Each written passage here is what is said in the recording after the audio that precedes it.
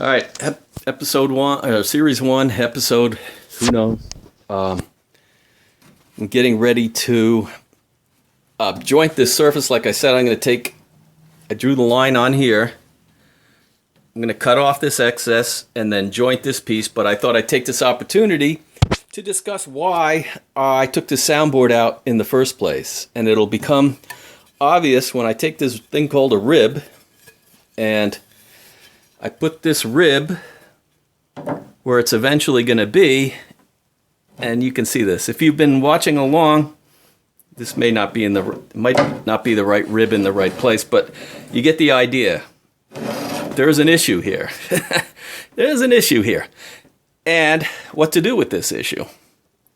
You could look at this very simply and say that let's just fill that gap with.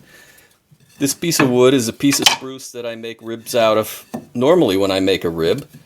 And you could simply glue on a big thick piece like this and then shape that whole thing to fit this.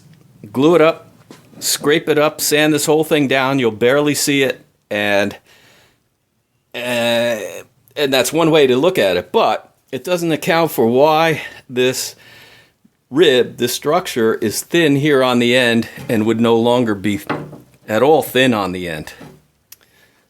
This rib acts like kind of a floor joist, and this is not me teaching you anything, just so we're clear. I don't study soundboards. I frankly don't, even though I make soundboards and repair them, I don't know a lot about what makes a soundboard sound good and what doesn't, and that's why this is a private video. I don't want people to know that.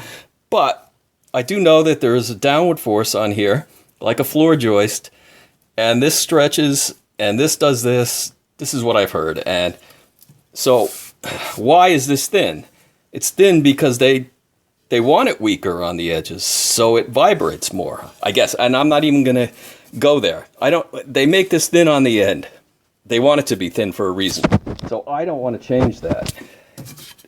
As much as I can, I don't want to change it. But I'm going to have to change it a little. And what I'm going to do on this piano is I'm going to take, you can see hopefully you can see the bump in here. So with a spoke shave, I'm going to remove a little bit of wood from this thing. And yes, thereby weakening it somewhat, which is going to move this gap down to about here, about, somewhere. I don't know where yet. And then I'm going to add some wood to the end. So I don't know if this is a zero-sum game, and I don't really care, but I'll be weakening it a bit in the middle and strengthening it a bit on the edges if you want to look at that. I don't really care about that. Like I said, I don't know about pianos that much.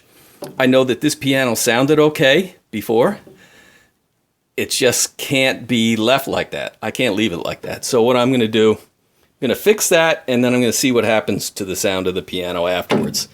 And there's no reason why. If this piano is totally destroyed and nobody's going to buy, I'll just pop the soundboard back and get out again and replace this chunk of wood where the distortion is with either a new piece of spruce or some more old stuff, and take care of that issue and just do this whole thing again. So, or just put a new soundboard in it, which that's a whole nother issue. But anyway, I just wanted to blather on. So don't tell anybody that I told you this, please.